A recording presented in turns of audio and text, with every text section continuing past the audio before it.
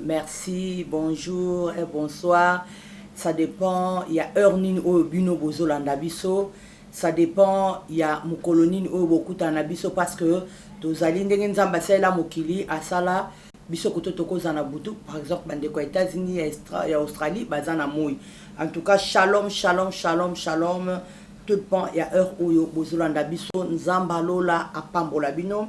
Ndeko oyo azali boso na yo tam susumba liboso landaye kombo na ye pasteur Aïcha Ofili azali visionnaire ya église les vrais adorateurs na commune les vrais adorateurs vie de refuge na commune ya Lemba awa iskatozali.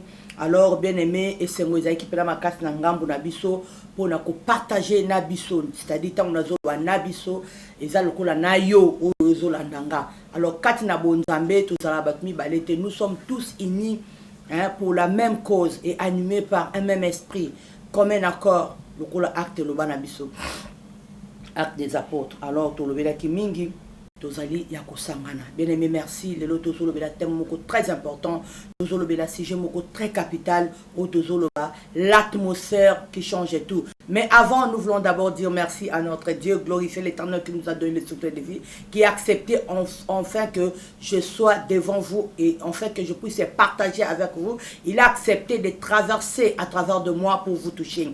Tendre Père Céleste, Dieu des armées, merci aux Anzambé, au Tu es Dieu.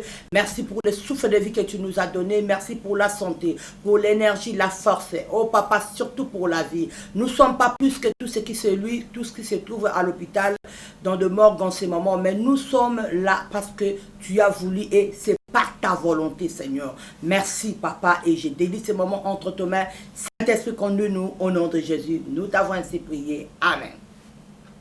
Thème Nabiso Zali, atmosphère, l'atmosphère qui change tout. Mais avant na kota na kata mozindo thème bien que moi quelques minutes tozanango na ko expliquer na mukuse atmosphère ezani parce que tout le bas atmosphère ezali espace moko gazeuse, c'est-à-dire espace moko gazeuse oyo et finika ka planète Terre. Alors tant que ils finika planète Terre ezana rôle nango et eza tout près à sol. Donc tout près à ma belé. Et façon Nzambe akele la atmosphère ezana rôle nango ya osala. Rôle nango ezani. Ezali pour produire une voula. Ezali pour produire epesa biso ba neige. Ezali pour elakisa biso nuage. Donc atnakati atmosphère tozoka biloko. Lelo atmosphère soki ezali te moyen ba production en voula esalama. Ezate moyen production en nuage esalama. Ezate moyen pe production ya neige esalama ezate. Donc ezan un rôle moko très important et capital na kati ya vie ya mokili. Ya nature, ya univers. Alors tant que Saint-Esprit est temo kati na bien aimé lobi l'atmosphère de la même manière ezali naturel n'enzamba kele lango, il y a aussi ce qu'on appelle l'atmosphère spirituelle. C'est-à-dire eloko oyo espace oyo est tellement likolo mutu ya mutu. Oyo ezana via mutu kole sereti mukola kolonga na sambo ndenge atmosphère ezana via mokili. Kole sereti mokili roleka. Ti mokili rolongwa mokili. L'atmosphère ndeko kolongwa mais soki mokili etikalika mokili atmosphère kozala. Raison pour laquelle on moni na via mutu. Ezapine loko to bengaka atmosphère spirituelle. Et tellement kalikola via mutu ti mukolo muta olongwa na mokili. Et rôle atmosphère spirituelle na via mutu ezali bien aimé. Et ça, il y a que et pesa nuage. C'est-à-dire que tant que tu as un nuage annonce à nini. Si tu as un nuage nicolo et cause un nuage sali ma pate kangami kangami skamoro ya mvula ya noir. Et cause la pate za pembe mais si tu as un nuage nicolo et annonce à biso que mvula kalate au bêta. Alors na vie spirituelle, na atmosphère spirituelle et ça li peut annoncer biso li pamboli na vie ya mutu.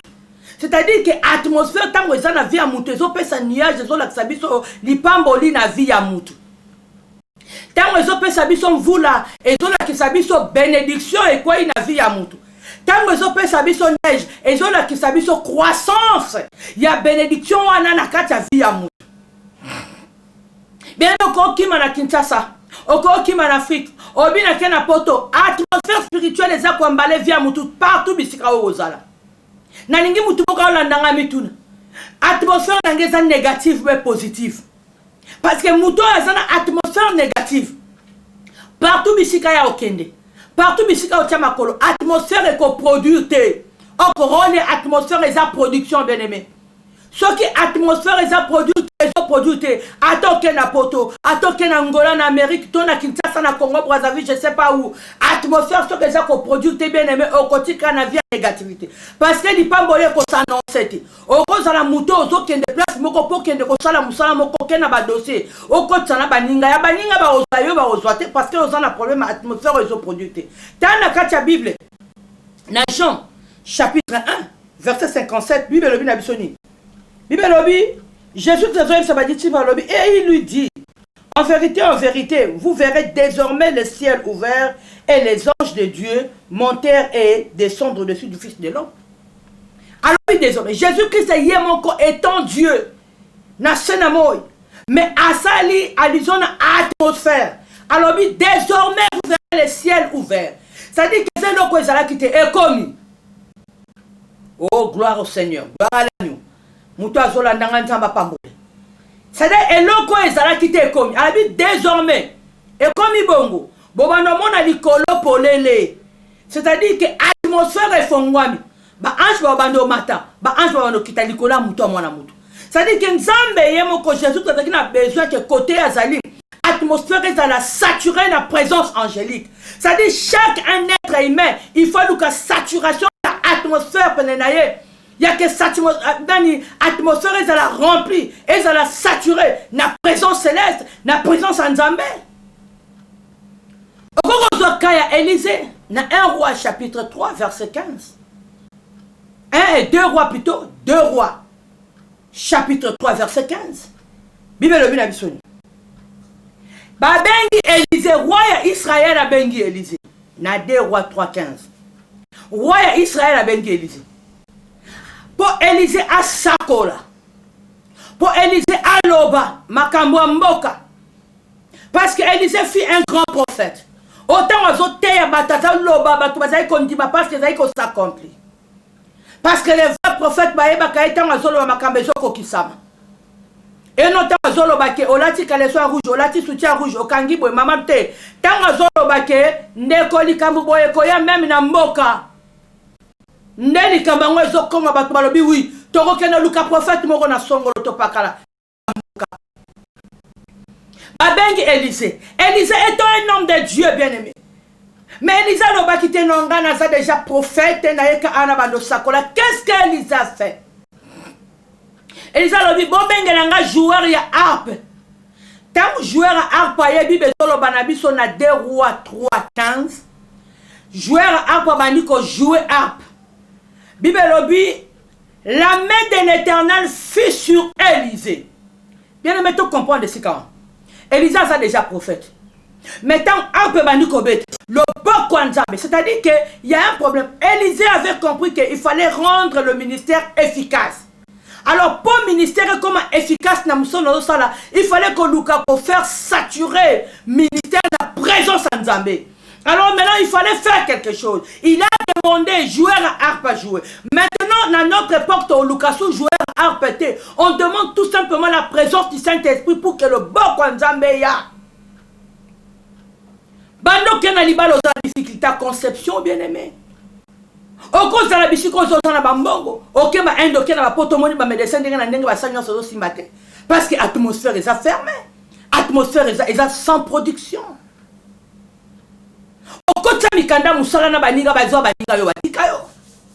Pour l'atmosphère, nous avons produit et coproduire.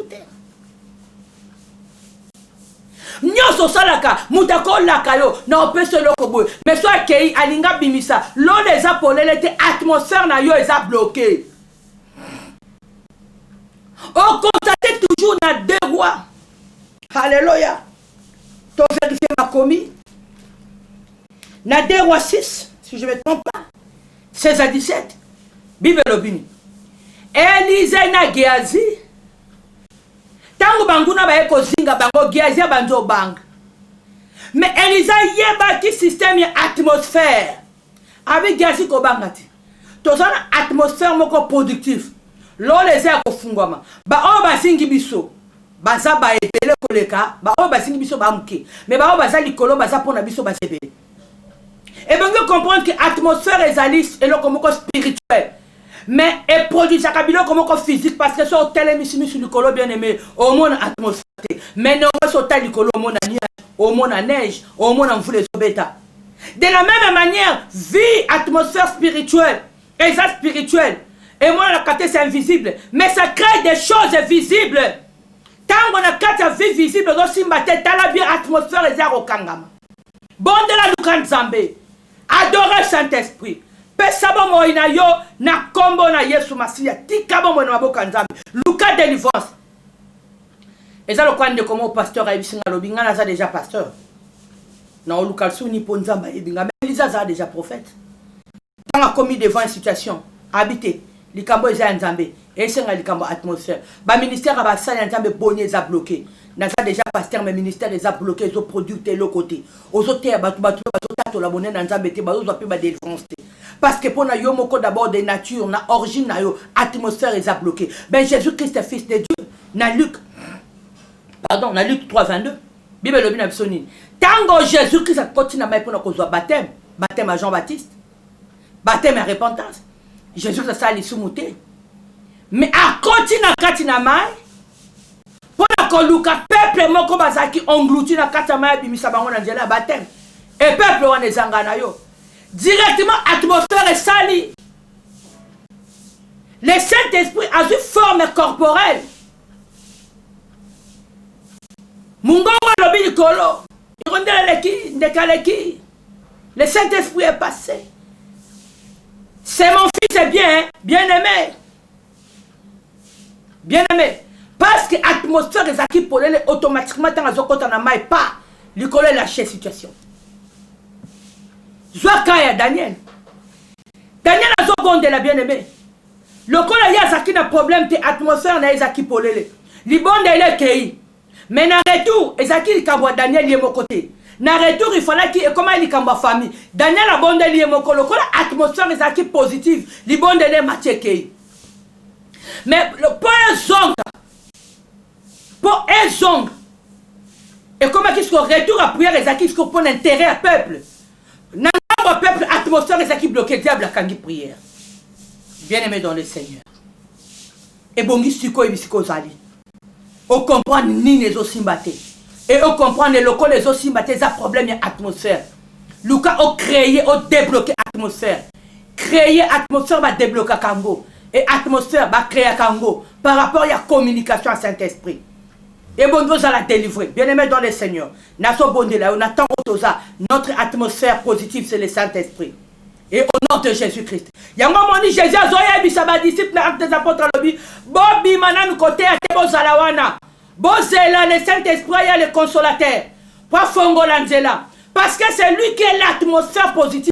Oya kosala que tant bozoteya nguya na nzambe kite simba batu bandima quand le Saint-Esprit n'est pas là quand l'atmosphère est négative aussi mbate nangina bonde la pona mutu moko nangina bonde la pona yo osana pona réalité bando voyage to osana Kinshasa wa na ebi mboko zalité mozolanda na nzela chaîne na biso YouTube nangina bonde la pona yo problème ni nezotungisa yo santé banda obela okoma maladif bakite zokota mais atmosphère à santé zo produite et bon na via mutubilo komisa te salama o le kan époque o eza ko annoncer ato unyo comme ming mais faut comme na époque mo kilipe zo ko reconnaître que moi no na kata ndeko yo annonce ali pambo lezoya il faut comme appelle na époque o tozoloba a komi beni a pambo la mi échanger makambe bongwami il faut faire comme na époque o pambo la mi mais ni pambo le vandi parce que ça na batu musa ko zo ali pambo na tongo na midi a perdre lango et na batu musa ko zo ali pambo na pourquoi na tongo va batu ba ka pambo la mi a perdre lango parce que atmosphère est fermée lo les a ko funga ma lamentation de Jérémie chapitre 3 verset 8 kitatina se okuta Jérémie zoloba ba kangeni ngali kolo même ba prière na ngezo matate bien aimé dans le Seigneur et ça na ba temps auto qui atmosphère est bloqué même les pambo la mutu même les prières mutu matarate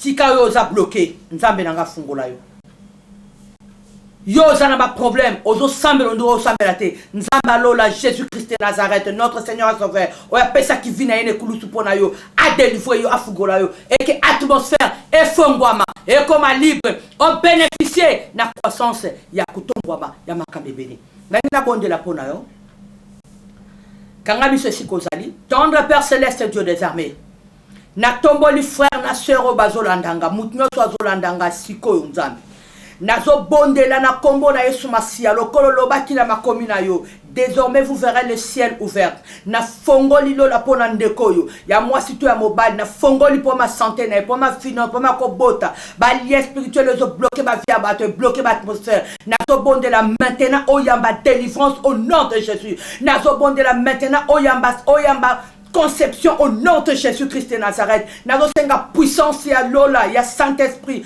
personnalité Saint-Esprit zingayo et que puissance na est débloquée atmosphère enfin au coma libre. Na pambolio pe na bondeli pona yo au nom de Jésus-Christ de Nazareth tolobi boye. Amen. Bien-aimé de na uté kolobane bandeli na bengami na kombo ya pasteur Aïcha Ofili. Nazali visionnaire ya église les vrais adorateurs à Onalemba.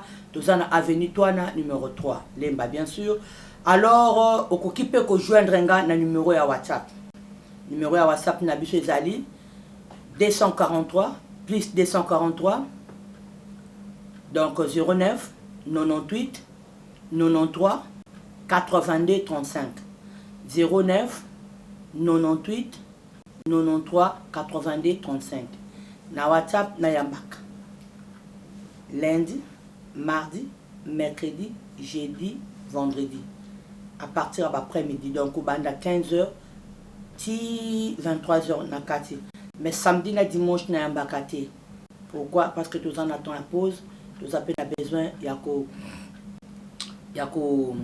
samela. Plutôt jeudi na mardi na yambaka na WhatsApp na banda tongo à partir de 8h na bandi. Na kataka na 15h parce que ça va jour à culte na zongela ko yamba na 22h 10 minutes juste na kati. Donc on est exceptionnel exception moko ya mardi na jeudi pour na culte mais ko banda lundi au vendredi to yambaka na biso tikanza balola a pambola yo a pambola équipe technique vraiment na pamboli mwana nga gaule na pamboli mwana nga merveille na pamboli pe maranseka tikabola mwanzambe et accompagner bino na kombo na Yesu Masia. Amen.